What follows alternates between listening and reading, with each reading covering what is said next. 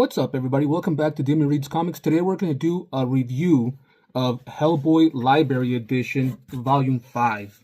This is a thick book, a thick book. Look at this. It's actually the thickest one out of the bunch so far that I've read. It has 408 pages as opposed to the first couple ones had like 270. I think about 280 the first two had. Then 3 and 4 had about 320-ish. This one has 408 pages, so it's crazy. And what's crazy about this is it only collects two stories. But hold on, we'll get to that. So, Hellboy Library Edition, Volume 5, hardcover. It does have that material on it, which I'm not a big fan of, but you know, you learn to deal with it. It is published by Dark Horse Books. It does have sewn binding. Look at that beautiful eye. I was going to say so beautiful binding, but sewn binding.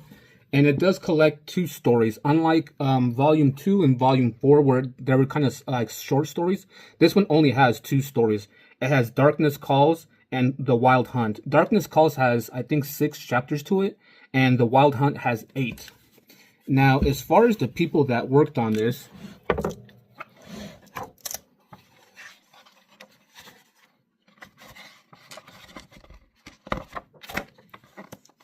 wait. There we go. Darkness Calls. It's written by Mike Mignola and Duncan Fegredo. Colored by Dave Stewart. Lettered by Clem Robbins. And introduction by Jane Yolen. Edited by Scott Ali. And the reason I had my hand right here still is because for... Oh, wow. It went right there. For The Wild Hunt, it was written by Mike Mignola, Duncan Fegredo. Colored by Dave Stewart, lettered by Clem Robbins, introduction by Mark Chadburn, and edited by Scott Ali. So it looks like the same people worked on the same two stories. The only difference was the introduction by two different people. So yeah, this is a thicky book. I enjoy these ones more than I do the short stories. So yeah, let's go ahead and crack this open, guys. Let's go ahead and, there's two stories. I know in the last one, I didn't really want to talk about the stories too much. So I don't know how I'm going to do this one. Maybe I'll talk about, see, it's kind of hard. I'm going to talk about a little bit of the first story and a little bit of the second story and not go so much into detail to not spoil anything. But there's just a lot that will kind of, it's kind of hard talking about it because I feel like I'm going to either talk too much about it and or not enough. So I don't know. You guys be the ones that decide that. Let me know in the comments down below. But let's go ahead and get started with that. Alrighty, guys, let's get started with this. I'm sorry if the book's cut off a little bit from either side. It's just such a big book. You know what? It is a big book, but what I mean by that, it's so wide that I try to fit it in frame, and it's just so hard. So if it is cut off a little bit from either side, I apologize. But anyway, the end pages, like the first 4, have Hellboy, and then the back of it is white. And then you got Hellboy right here. This is actually from the second story. Technically, it's actually from the first 2 because he gets stabbed a lot and shot a lot. But anyway, let's go ahead and start flipping through this. Let's go ahead and talk about the first story, Darkness Calls. Very, very great story. Actually, I really enjoyed it a lot. You got the quick introduction by Jane Yolen. I don't really read these actually, because I don't know what they have anything to do with. They're just kind of praising Hellboy and Mike Mignola and his work. So anyway, the prologue. So we get introduced, not really introduced, but we get told that we're in England. This does have to do with, or this takes place after Hellboy has left the BPRD. It's been a couple of years already. I think it's been like 6 to 10 years since he left the BPRD, and things been happening over there, and he's been kind of doing himself. That sounds kind of weird. Not really doing himself. He's been doing him, like enjoying himself. And it's been about, you know, like I said, 6 to 10 years. I think it says it somewhere in here. But anyway, he's in a house in England. He's playing cards with somebody, and one of them brings up he has a mole on his hand. It's kind of weird, but that mole kind of grows and grows, and then it finally explodes, and the only thing that gets left of him is his skin and his right hand of doom. And his skin kind of flaps away and gets trapped at a church, like on top of a church, and it just kind of flaps there, and like I said, the right hand of doom gets left behind, and this devil-looking thing kind of just picks it up, and yeah, then Hellboy kind of wakes up because he was having a dream.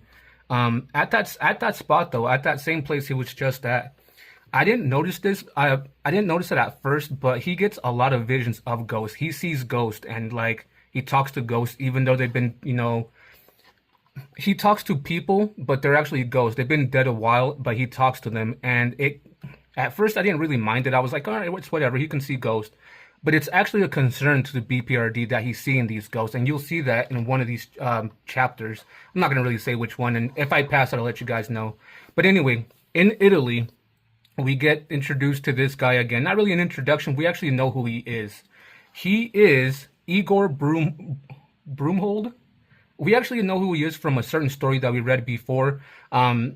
He was doing some witchcraft stuff, some demon stuff, and Hellboy tried to stop everything. He did stop it, but he didn't stop Igor, and he kind of let him go. Didn't really let him go, he kind of escaped. But here he is again. He's doing some crazy stuff right here, to the point where he kind of summons Hecate, that iron thing that, it was Hecate, and then she died, and then Rasputin kind of got this Iron Maiden thing, put Isla in there, and that became Hecate again. So she kind of summons that Hecate back, and he does some crazy witchcraft to the point where he gets her powers, and she starts to die. And as the way he gets his powers is he has the bones of Isla's love, the vampire Grigorcio. They have weird names. Damn, it's a weird name. We got introduced to him in one of the first books, but he gets her powers. And then finally, something weird happens. There's like in the woods somewhere, because it says England. In the middle of nowhere, we see these witches and a castle. Oh, here we go. The bones. These bones are from the vampire Girescu? Yeah. But anyway, actually around the same place, there was a big old explosion of fire, and it kind of took down the place. At that story, in the story of Wake the Devil, we actually read that story in, I think, the first volume. Hellboy broke his horns off and left them there. Well, these witches, they found it, and they carved one of his bones into Hellboy, or one of his horns into Hellboy. While that's happening, Hellboy is over here with some guy that he knows, and Professor Trevor Brutenholm, they call him Broom. They know this guy. It's just an old friend. His name is Harry, and Brutenholm, Trevor Brutenholm. They know this guy. His name is Harry. He's hanging out with him. Tells him, hey, you know what? Dinner's ready. And then Hellboy's like, hey, you know what? I'm gonna go for a walk. And when he does, those witches summon him. Like a whole bunch of crazy stuff happen. They summon him, and he ends up being what those witches are. He gets a whole bunch of backstory with, him, what he needs to do. The witches actually need his help to stop what's going on. And what's going on is Hecate has been released, from Igor. On top of that, there's this crazy Gorescu kind of guy that is, something's going on in the background with that. But what's really, really going on right here is, what's her name? The Baba Yaga is after Hellboy because, he took her eyes, so she wants revenge. And so she sends armies and armies to Hellboy, but he's kind of kicking butt. But eventually he kind of gets taken down for a little bit. And when that happens, he runs away, and he's kind of like in this dream parallel universe. I don't even know where he's at, but he's not at home anymore. He's probably dreaming, vision. I don't know. But like I said, here's the witches part right here.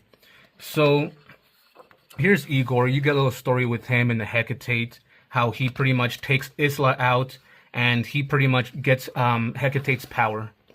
I guess he eats the moon, and he turns into like this creature as well. But back with Hellboy, he's with those witches. They need his help, and at first he's kind of reluctant, but eventually he does help him.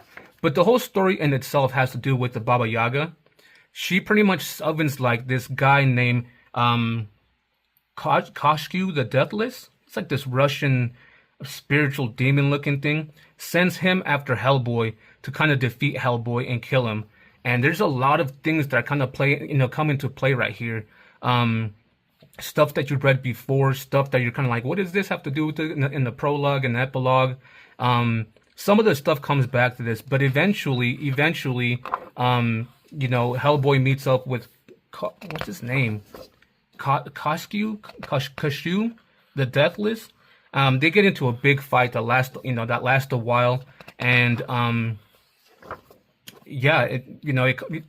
it's Hellboy, so he wins, but we actually find out more stuff about this little girl that she was like this doll, but it's like a little girl spirit. That one was kind of weird.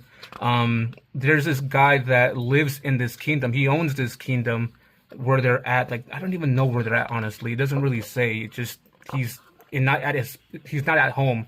He's like in this parallel universe type of thing with demons, and he can't escape. But there's this guy that helps him there. This guy right here. And he's actually this right here. He's like, all this is under my protection. And he's going to go out after, his name is Pre-Run, actually, or P-Run. But he goes after the Baba Yaga, and you know what? I'm not going to say that part, actually. That part is kind of a spoiler. At the end of the day, does Hellboy kill the Baba Yaga? Does he kill the Deathless? Koshu the Deathless? That's the stuff that I don't know if I want to talk about more or not. But he does meet interesting people in this story, and there's this fight. There's a lot of things go on with this, to where one of the names that gets brought up, you're like, oh yeah, I remember him, Rasputin, the monk. So I'm kind of gonna just flip through this, like big pages of it. So this right here, these kind of demons right here, you got introduced to this guy right here, Gariscu. He kind of wants to get revenge on Hellboy, and because certain witches are not dead anymore, because the Baba Yaga is giving her power to Koshu the Deathless, certain things like that, he came to a certain place to get a certain witch that was so powerful that somebody put her down there, and he's going to release her. So that's all going on in the background. And I don't really want to give too much about that. I will say he doesn't release her in this yet. Here's a fight with Koshu. I think that's his name, Koshu, and Hellboy. Like I said, it goes on for a while. Eventually, I don't want to spoil anything else of this story. It is a nice story, though. I really enjoyed it. It was very nice. I just didn't really know where he was at. Like, he wasn't at his home. Was he like in the parallel universe? Was he in the demon world? And was he in the witch's world? I don't know exactly where he was, and that's what didn't make sense to me. But eventually, he does make it back to his home. His back home, I guess you can say. But he doesn't go back home to go back with the BRPD or anybody. He just kind of leaves this place, and eventually he goes back home, and he gets back to Italy. There's this big old fight between those two. Let me see if I can find his name. See if I'm pronouncing it right.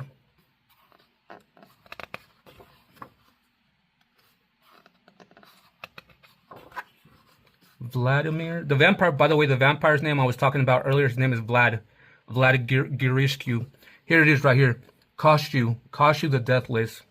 I don't know if that's how you say that, but I'm saying Koshu. But anyway, like I said, by the way, at the end of it all, he does finally find Igor Broomhold.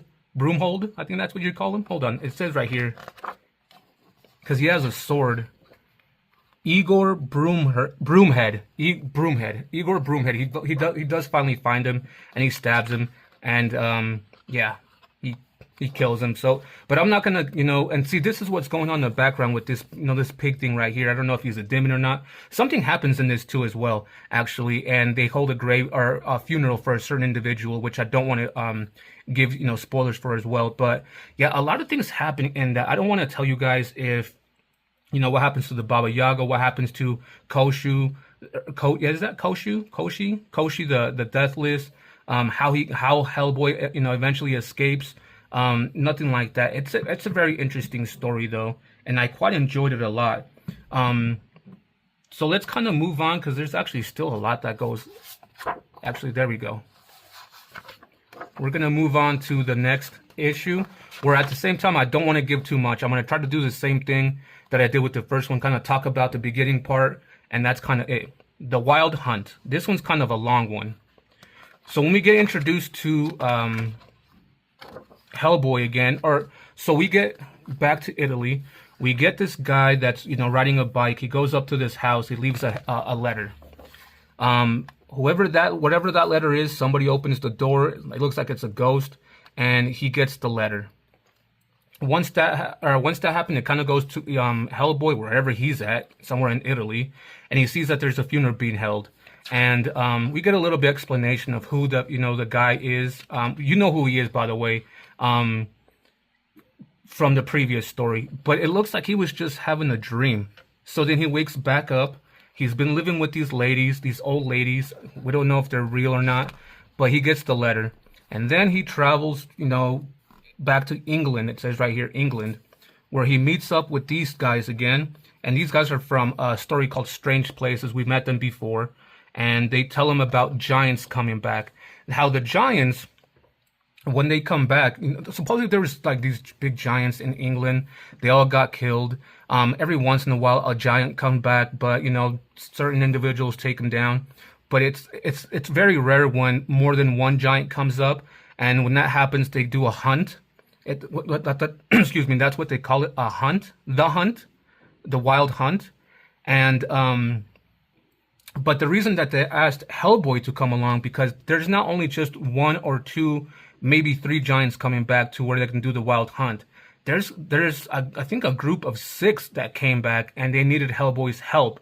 So that's why they asked him. So they asked him. They go on a hunt.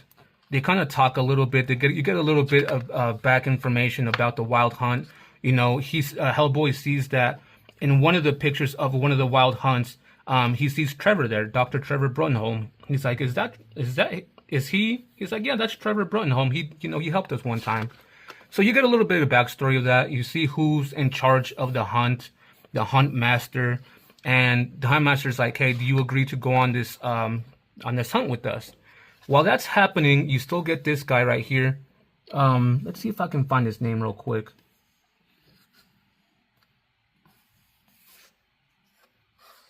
Yeah, I don't see it. It's like, actually, it's right here. Gruagach. Yeah, that's a weird name. I'm telling you, some of these demons have some weird names. But something's happening right there. He's still kind of dragging this box with that witch that's in there, the most powerful witch. And some like critters, demons, whatever they are, they're talking to him, talking like, hey, why does this witch only talk to you and not to us?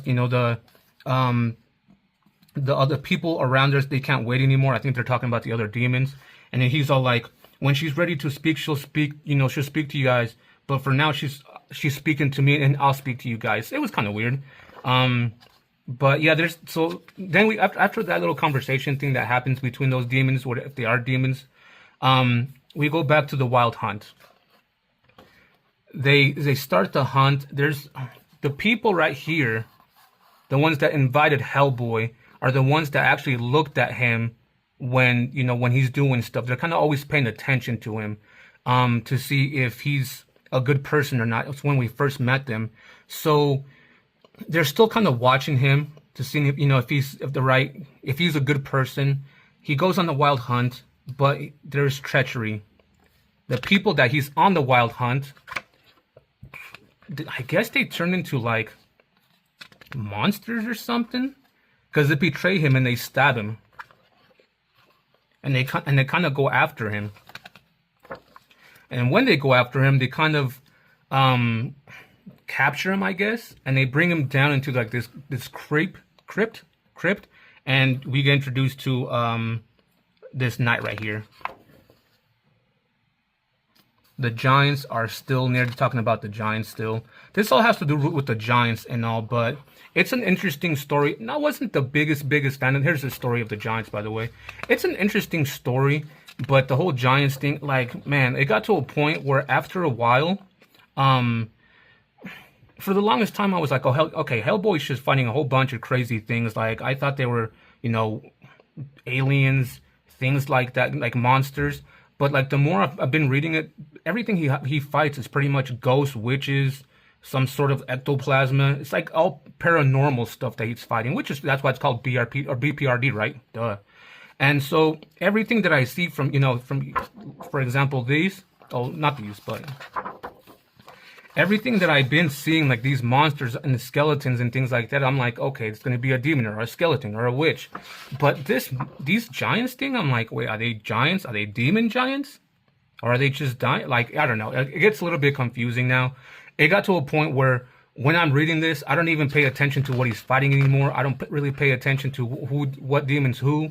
I just pay attention to Hellboy and maybe some of the characters. Other than that, when new monsters come up, I'm like, okay, he's going to fight this monster. So, yeah, a lot of things happen, though, with this whole Garashchu. I don't even know his name again, but this pig thing.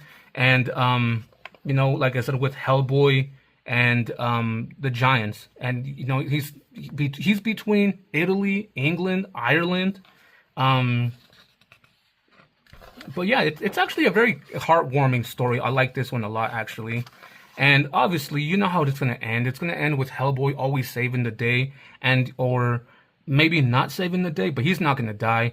Maybe the people around him will. Some of them will. Some people that you meet, some you don't. It's kind of weird that you're already going into a story because you've been reading it so much that you already know, you're already going to see the outcome of it, so to speak. So I know pretty much when I was going into this and I started reading it. Don't get me wrong, I absolutely love both these stories. I love when they're this long. I love all the backstory of it. It's just when you go into these stories already, from reading them from volume 1 to I'm already in volume 5, you know that Hellboy gets sent or goes on a mission. They tell him the folklore, the tale of what monster is this, what ghost, witch, demon is that. He goes and finds them. He fights them in a certain way. He overcomes them. He wins them in some way, shape, or form, and we move on. There is backstories a little bit to certain individuals, but like you already know what's going to happen. Another thing I didn't really like about this one, though, is how the art changed. It looks like Mike Mignola was working on this for a little bit. And it looks like Duncan was working on this first part because the characters seem a little bit more detailed. And this is still him. And let me keep flipping through this. I'll show you guys what I'm talking about.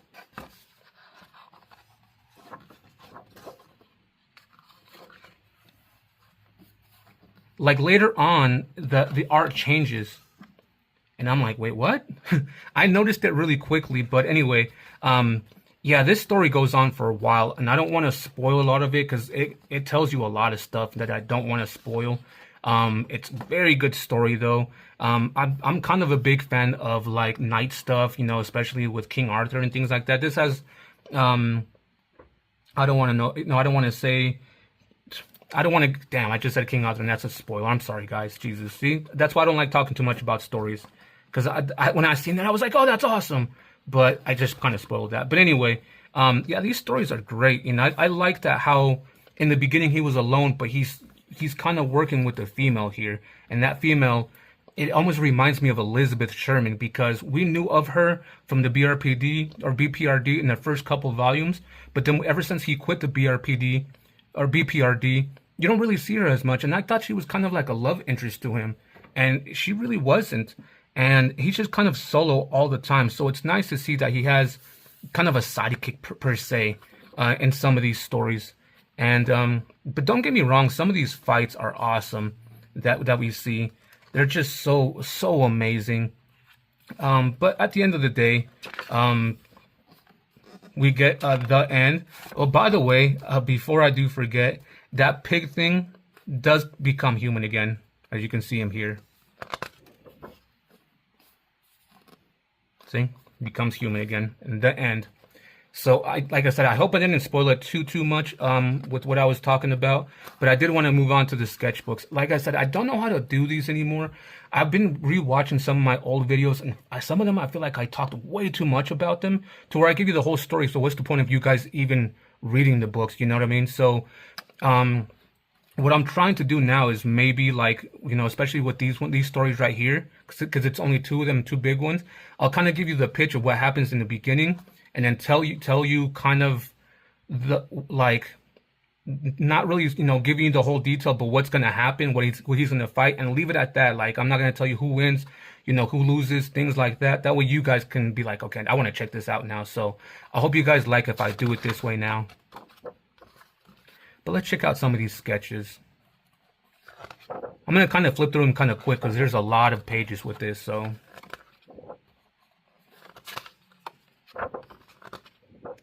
and seeing the movies of Hellboy, getting his figures.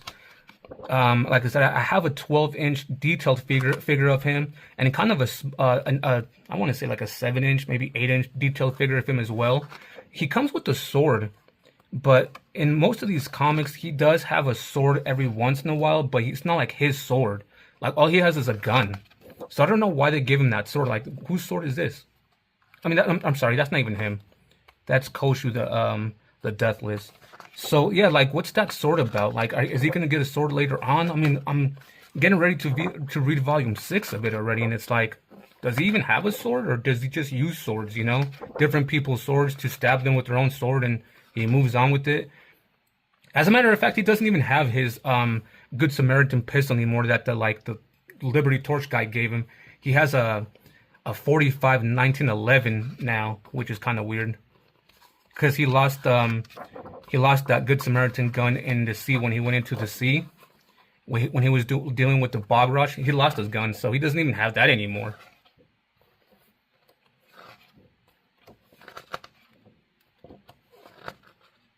So like, is this even him? If it's him, like, what is this crown thing about? I know what it's about actually, because I've seen the movie, but what is this sword? Like, does he get a sword eventually? I'm probably, thinking way ahead of it. I probably need to finish up the story so I can be like, okay, that's what it is. So you guys don't need to tell me that in the comments down below. I'm just kind of thinking out loud. But anyway, here's all the stuff in the back already. Like I said, I'm going to read all of Hellboy stuff. I am going to read eventually the BPRD stuff, but I'm going to read it all online. Maybe same with the Abe Sapien stuff and the Lobster Johnson stuff. I don't think I'm going to read the Witchfinder stuff and the Baltimore stuff, though. It's in the same universe, but it has nothing to do with Hellboy, so I don't think I'm going to read it. And then you got this white page on this side, and then Hellboy again at the end page with the back cover. So let's go ahead and close this up. And all right, guys, next we're going to do the quick rating of this and see what you guys think. Alrighty, guys, so before we do the rating for this, let's do a quick recap.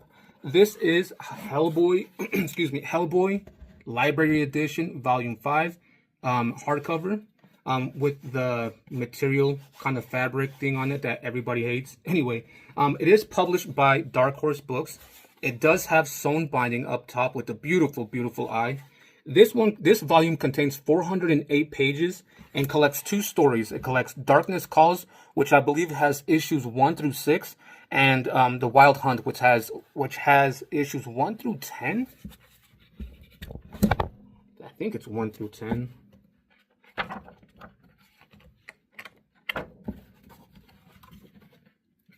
Oh.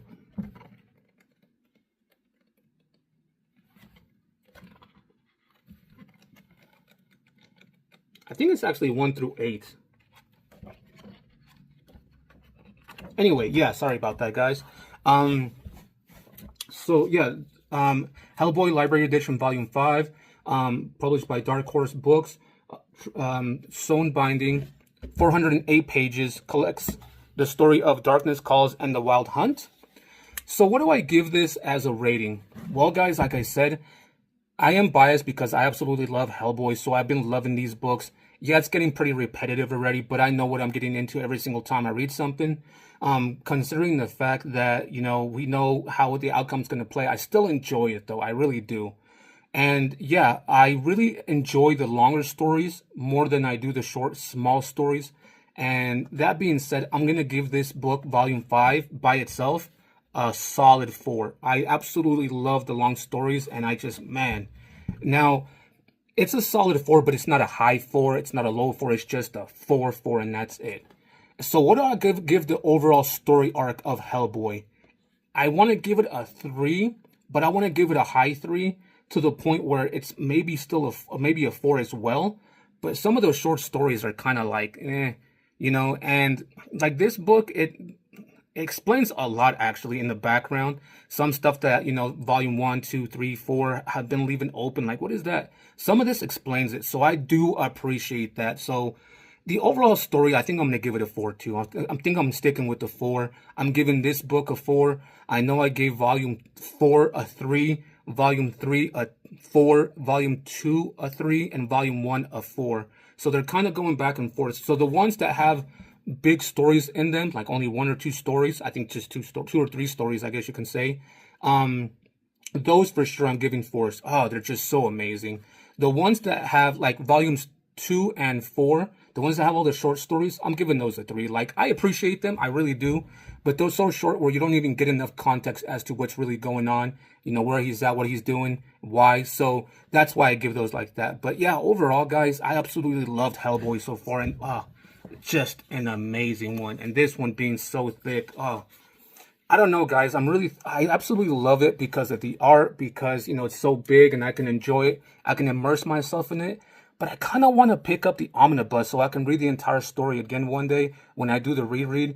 And it's in chronological order, because sometimes when you're reading these, you're like, oh, he's talking about this story over here, or this goes before here, and this. I don't really like the jumping around.